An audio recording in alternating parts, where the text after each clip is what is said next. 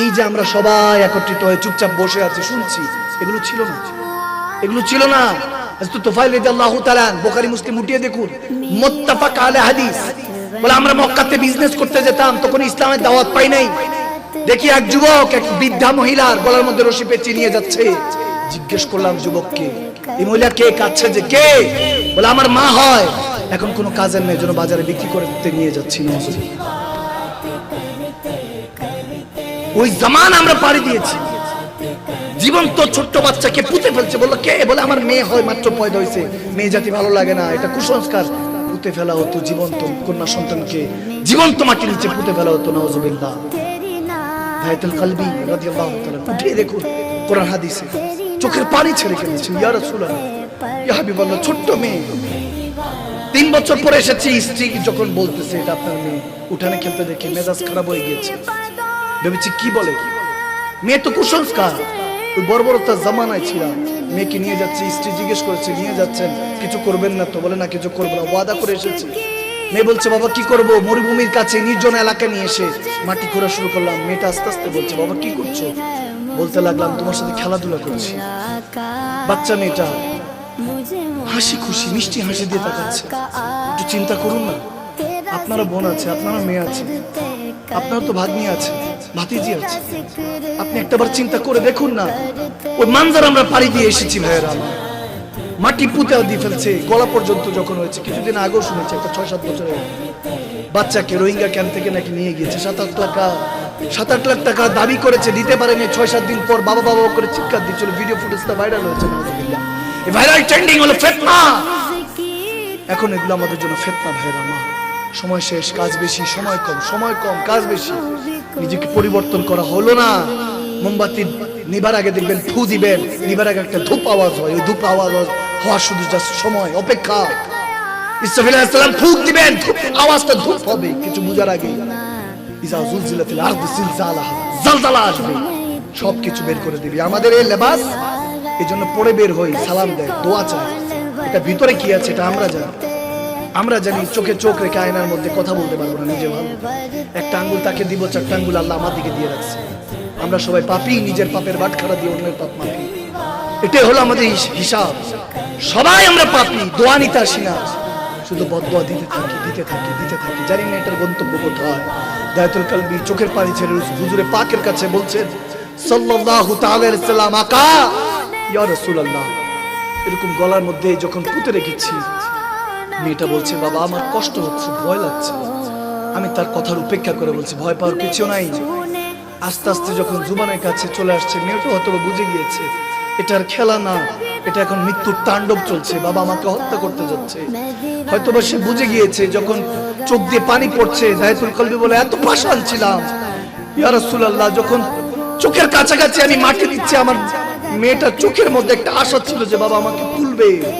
ওই আশা নিয়ে আমার দিকে তাকিয়েছিল। চোখ দিয়ে পানিতে পড়েছে, কিন্তু বালু, ওই বালির মধ্যে সে ঢাকা পড়ে গিয়েছে। একটা পর্যায়ে আমি ধামাচাপা দিয়ে চলে এসেছি। আমার ওই ফুটফুটে মেয়েটা আমার জন্য জানি না কত বদদোয়া দিয়েছে। আরশের মালিক কত নারাজ আমার উপরে। আমার হুজুরে পাক বলেন ইন্নাল্লাযীনা ইউবাইউনাকা ইন্নামা ইউবাইউনাল্লাহ, খোদার ইজ্জতের কসম করে বলছি, তওবাতুন নসুহা তওবাতাল ক্বাবলাল মাউত, মৃত্যুর আগে আল্লাহ তওবার রাস্তা খোলা রেখেছে। আমি নবীর হাতে বায়াত নেই, বায়াতের রিদওয়ান নেই। আল্লাহ রাজি হবে, রাসূল রাজি হবে, তখন আর কোনো ধোঁকা দুনিয়াদারি দিবে না। তওবা করে ফিরে আয়। পিছনের সমস্ত গুনাহ তরিকাতুল বুকা, এক চোখে পানি, চোখের এক ফোঁটা পানি ইস্তেগফার হয়েছিল, আল্লাহ ক্ষমা করে দিবে। সুবহানাল্লাহ। ওই জামানা আমরা পাড়ি দিয়ে এসেছি। এখন তাকিয়ে দেখেন জামানার রিপিট হচ্ছে। এখন সেম জামানা উঠিয়ে দেখে রোহিঙ্গা ক্যাম্পের ওই ছোট্ট বাচ্চাটা লাশ হয়ে ফিরেছে। লাশ হয়ে কার মার বুক জানি খালি হয়েছে। আরশের মালিক কত জানি কষ্ট পেয়েছে। উঠিয়ে দেখেন বাবা আদম থেকে ঈসা রুহুল্লাহ আলাইহিস সালাম পর্যন্ত কোন নবী যদি উম্মতটা কোন আল্লাহ আল্লাহ রাসূলের গাদ্দারি হয়েছে, আল্লাহর সাথে গজব দিয়েছে, আযাব দিয়ে ধ্বংস করে দিয়েছে। নূহ আলাইহিস সালামের কিস্তির প্লাবনের ঘটনা উঠিয়ে দেখেন। লূত আলাইহিস সালামের জামানার ওই জেনাখোরদেরকে, তেনাদেরকে দেখেন যারা লাওয়াতাতের মধ্যে ডুবেছিল, তাদের উপর আযাব এসেছে, জমিন উল্টে দিয়েছে। উঠিয়ে দেখেন এখন ওই সমুদ্রের মধ্যে কোনো কিছু ভারী পাথরও ফেললে, লোহা ফেললে ভেসে থাকে। কোরআনে পাক আমাদেরকে শিক্ষা দিয়েছে, কিন্তু হুজুরের জামানা রাসূল পাক যখন এই দুনিয়াতে কদম দিয়েছেন এর আগে নির্দিষ্ট স্থানে রব্বে করিম সিজদা কবুল করতেন, এর আগে না। আমার নবীর কদম মোবারক যখন এই জমিনে পড়েছে সারা দুনিয়াকে রব্বে করিম রাসূল আরবি সাদকায় যায় নামাজ বানিয়ে দিয়েছে। এখন যেখানে দাঁড়িয়ে আপনি নামাজ পড়বেন শুধু ইন্নামা আমালু বিন্নিয়াত, নিয়ত করছেন আল্লাহ কবুল করে নিয়েছে, নিয়ত করেছেন ফজর আদায় করব, করেন না ইন্তেকাল হয়ে গিয়েছে, নামায় আমলে আপনার গুনাহ মাফ হয়ে গিয়েছে, নামাজও আদায় হয়ে গিয়েছে। সুবহানাল্লাহ, এটা রাসূল পাকের সাদকা। যদি হেদায়েত হতো, খোদার কসম করে বলছি, ক্যামেরাম্যান আগে হেদায়েত হতো। প্রত্যেকদিন মিডিয়ারা রেকর্ডিং করে নিয়ে যায়, কাটসাট করে তো সব দেয়, ভালো কথাগুলি দেয় না। যদি হেদায়েত হতো, প্যান্ডেল ওয়ালারা যারা প্যান্ডেল সাজায় জান্নাতে সামিয়ানা, তারা হেদায়েত হতো। যদি হেদায়েত হতো, মাইক ম্যান আগে হেদায়েত হতো। খোদার কসম, যদি হেদায়েত হতো, যারা ইন্তজাম করে তারা হেদায়েত হতো।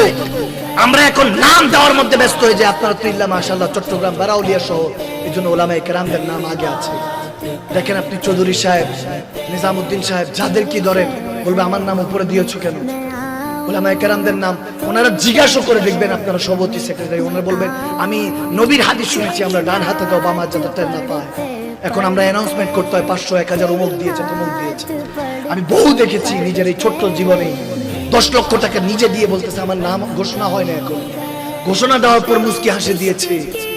আবার এমনও দেখেছি কেউ একজন হয়তো 100 টাকা কোন রকম দলা মোচা হয়তো বা দিন এনে দিন খায় 100 টাকা দিয়ে বলেছে খবরদার আমার নাম বলবেন না, খবরদার।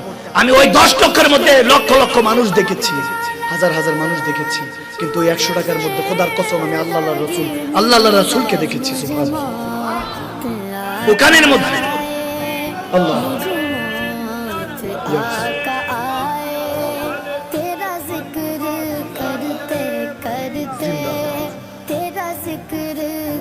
এই জন্য বললাম কেউ মানুক না মানুক, আপনি মেনেছেন এটাই আপনার জন্য যথেষ্ট। আলহামদুলিল্লাহ, একবার আলহামদুলিল্লাহ পড়বেন না?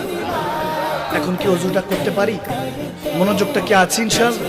ঘন্টা ধরে কি একটু হেদায়েতের কথা, কোনো দুনিয়াদারি না, বিল লিসান না, ওই কবরের কথা, দেলি জান্নাত জাহান্নাম সব কথা হয়। দেখেন উঠিয়ে দেখেন সব কথা হয়, নারায়ে তাকবীর নারায়ে রিসালাত মারহাবা জিন্দাবাদ সব হয়। লাইলাতুল বারাত তাসবিহ ইবাদত করে আমরা জিয়ারত করব, সব হবে, হালুয়া রুটি সব হবে, জায়েজ এটা নাজায়েজ বলছি না, সব হয়। প্রত্যেক বছর হাজী সাহেবরা বাংলাদেশ থেকে সবচেয়ে বেশি হাজী যায় মক্কাতুল মুকাররমায় হারা ফারুক ময়দান, যেখানে হুজুরে পাক শেষ খুতবা দিয়েছেন, বিদায় হজের ভাষণ দিয়েছেন। সেই জায়গায় উঠিয়ে দেখবেন আরবি ভাষার পর বাংলা ভাষা ট্রান্সলেট, এরপর হলো উর্দু ভাষা, এরপর ইংলিশ, 4th নাম্বার ইংলিশ রেখেছে, বাংলা সেকেন্ড। আমি অবাক হয়ে স্ট্রেঞ্জ হয়েছি, বাংলা সেকেন্ড কেন? উর্দু আছে, ইংলিশ আছে, বাংলাকে সেকেন্ড রাখা হয়েছে আরব দেশে। তার মানে সবচেয়ে বেশি হাজি এই বাংলাদেশ থেকে যায়। সুবহানাল্লাহ পড়বেন না প্রতি বছর। এখন হাজী সাহেব হজের দাম বাড়িয়ে দিয়েছে, আপনিও জানেন না আমিও জানি না। লেবাননের গ্র্যান্ড মুফতি আহলে সুন্নাত ওয়াল জামাতের উনি নিজে জিম্মেদারি নিয়েছে, যদি আল্লাহ আমাকে জাহান্নাম দেয় জাহান্নামী, কিন্তু উনি ফতোয়া দেওয়ার আগে বলতেছে আল্লাহ যদি আমাকে এই ফতোয়া দেওয়ার জন্য জাহান্নামে নেয় আমি জাহান্নামী হতে রাজি আছি, আমি জিম্মেদারি নিচ্ছি। যারা একবার মক্কা মদিনায় গিয়েছেন আর দ্বিতীয়বার যাওয়ার দরকার নেই, উনি ফতোয়া দিয়েছেন। কেন? এখন সৌদি গভর্নমেন্ট দেখবেন এই আমাদের হাজিদের হজের টাকা দিয়ে এখন সিনেমা হল করছে। আমার কথা বুঝেন নাই মনে হয়? এই সৌদি গভর্নমেন্ট আমার আল্লাহর রাহমাতুল আলামিনকে পাঠিয়েছে ওই সাদাকা। এখন তো তাদের কোনো কিছু তেলের খনি স্বর্ণের খনি অভাব নাই, কোনো কিছুর অভাব নাই, মানুষ মাত্র আমাদের থেকে অনেক কম। কি বিশাল আরব ভূমি, বাংলাদেশে একসাথে 50-60টা ঢুকাই দেওয়া যাবে, এত বড়, কিন্তু মানুষ সর্বোচ্চ 2 থেকে 2.5 কোটি। কয় কোটি? 2 থেকে 2.5 কোটি। বাংলাদেশে 18-19 কোটি, 20 কোটির উপরে হবে। এটা তো ভোটার গণনায়। ভাইরা আমার, জিন্দা মুর্দার হিসাব 5 বছর পর পর আসে, কিন্তু আপনার গুনাহগুলি মুছে দেওয়ার জন্য রব্বে করিম ওই মুহূর্ত 5 বার দিনে দেয় আপনাকে। আওয়াজ দেয় না? যে 5 বারের মধ্যে 50 বারের হিসাব ঢুকিয়ে রেখেছে ইমামগণরা, সুফে কেরামরা বলেন ওই 50 ওয়াক্তর মধ্যে 5 ওয়াক্ত পড়লে 5 ওয়াক্ত সওয়াব।